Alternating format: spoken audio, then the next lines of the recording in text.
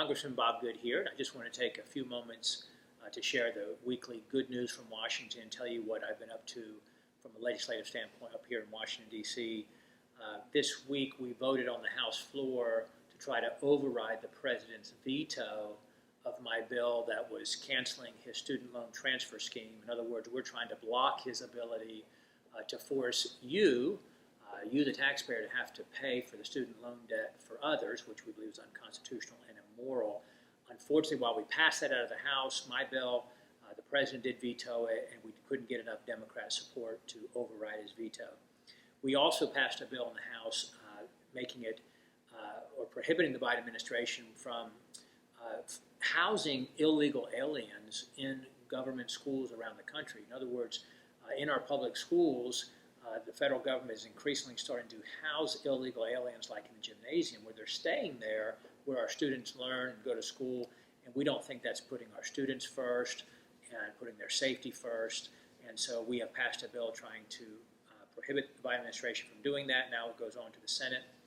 We also passed a resolution censuring Adam Schiff, a Democrat from California. This is the gentleman who was the lead in perpetuating and promoting the phony, false Russia collusion scheme for 3 or 4 years, where he repeatedly lied to the American people about seeing evidence that President Trump and his campaign had coordinated with the Russians to impact the 2016 election.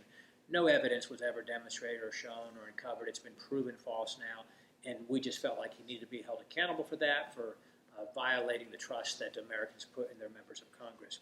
We also introduced a resolution to impeach President Biden. It's being referred to to one of our committees, and it's primarily about the border invasion.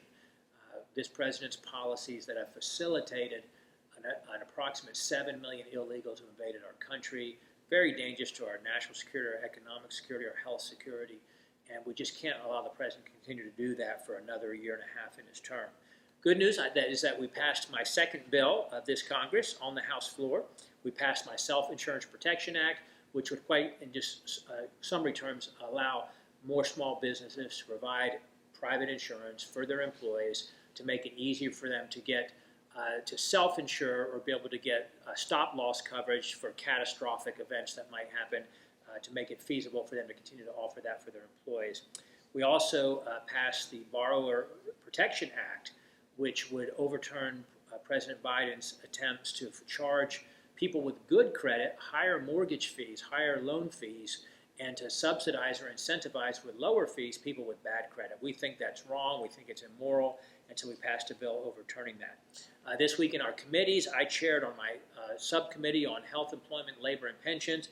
We had a hearing on health care costs, how to lower those through more competition, more transparency, as we try to look for ways to bring your health care costs down.